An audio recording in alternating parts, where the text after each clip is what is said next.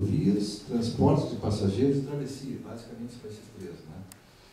Como eu tenho um pouco mais de experiência na esfera federal na construção de rodovias, se me permite, eu vou dar alguns exemplos nesta área, né? Mas se os senhores quiserem depois abrir o debate para esses outros tópicos, ou até me indagarem sobre regulação, por exemplo, na área portuária, onde eu atuo muito, estou à disposição.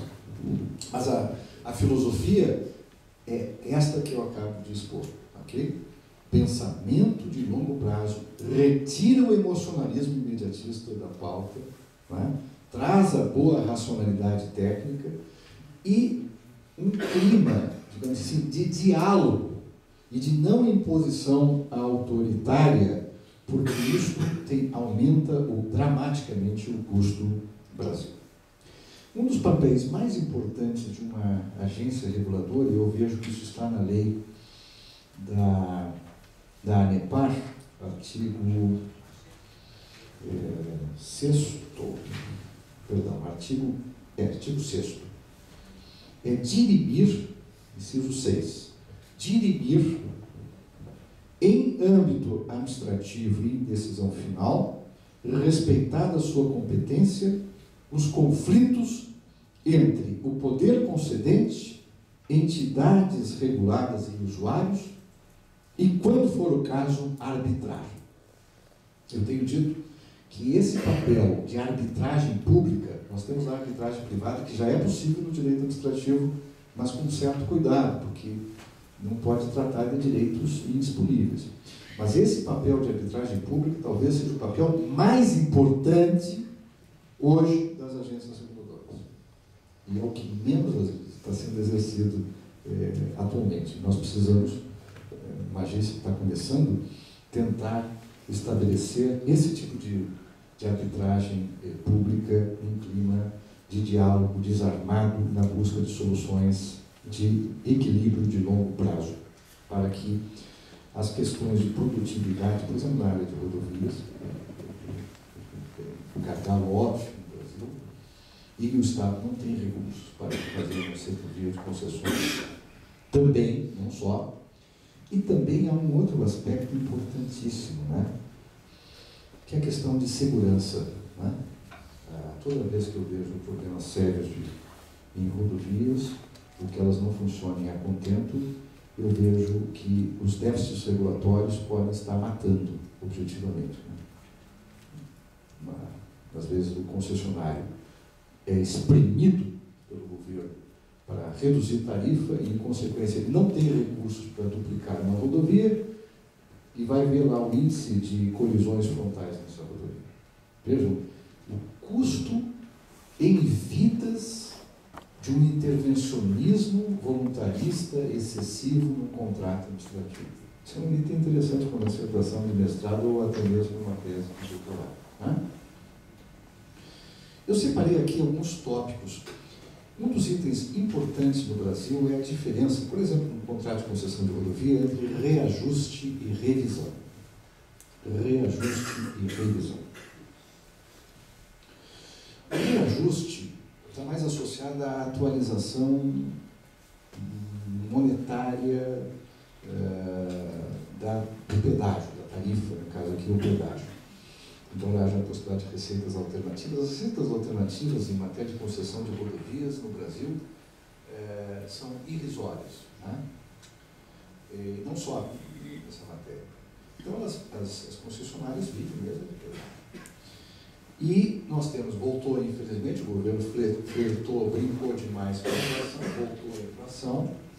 Então, nós temos de ter a atualização do valor da tarifa, do pedágio, e não da tarifa básica do pedágio. Isso depois vai ser exposto pelo nosso doutor Gabriel.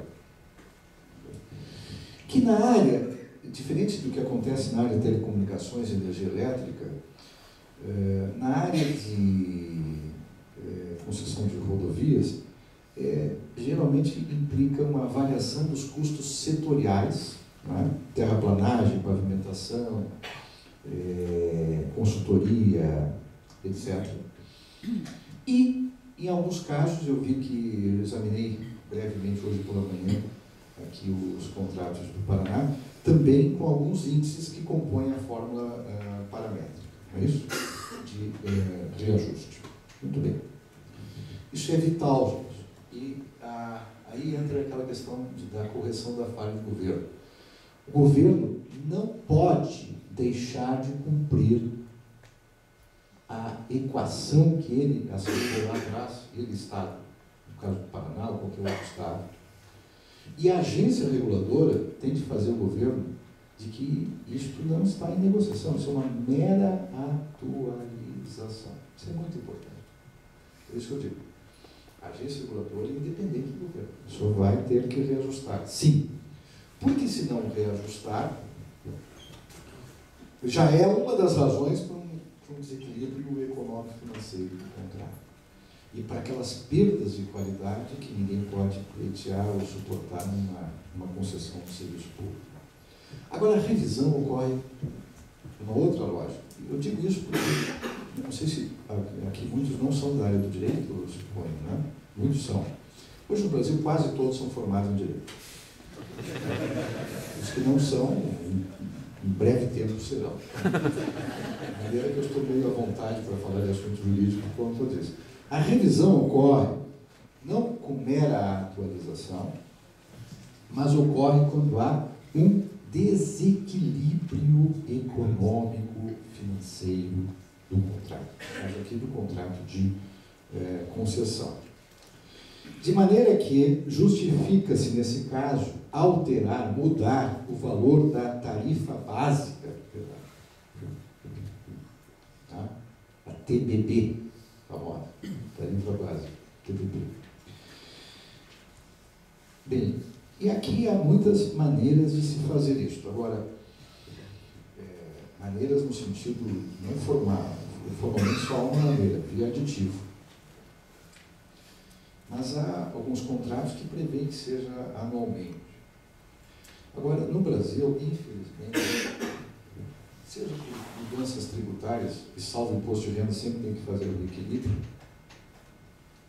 seja por outras razões, por desequilíbrios estruturais e riscos estruturais do Brasil, custos são alterados e o desequilíbrio acontece. Eu digo uma coisa que é impressionante. A lei de concessões, a lei 8.987, tem um dispositivo, eu tenho lutado muito por esse dispositivo, por exemplo, na área portuária, para que ele seja respeitado, que é o seguinte dispositivo. Olhem, parágrafo 4º do artigo 9º. Em havendo alteração unilateral de contrato que afete o seu inicial equilíbrio econômico financeiro, o poder concedente deverá restabelecer, e é claro que a agência reguladora deve forçar isso, se for o caso, restabelecer concomitantemente à alteração. Isto é, ao mesmo tempo em que houve o desequilíbrio, deputado, o poder concedente tem que reequilibrar. Deputado, eu não sei o caso do Paraná, mas há casos no Brasil, na área de rodovia, né, em que há contratos que há 11 anos não têm revisão. Deixa eu saber de revisão. Quer dizer, os concessionários tem que ter uma cláusula de estoicismo. Não sei se é o caso do Paraná, não quero afirmar que seja o caso do Paraná, tá? Não quero ser indelicado, né? Mas, se for, é gravíssimo, porque é o descumprimento do poder concedente do artigo 9º. Qual é o problema disso? Perdem todos, perde o usuário. Porque a qualidade do serviço vai ser, obviamente, afetada. Perde o Brasil, porque o risco Brasil aumenta. Isso tem de ir para onde? Para a taxa interna de retorno, que o nosso economista vai explicar mais adiante. custa caríssimo para o Brasil, custa em vidas para o Brasil, desrespeitar esse dispositivo do artigo 9º, parágrafo 4º da Lei 8.987, que é o Estatuto das Concessões. Agora, nós precisaríamos explicar isso para a sociedade. O nosso movimento de junho precisa saber disso.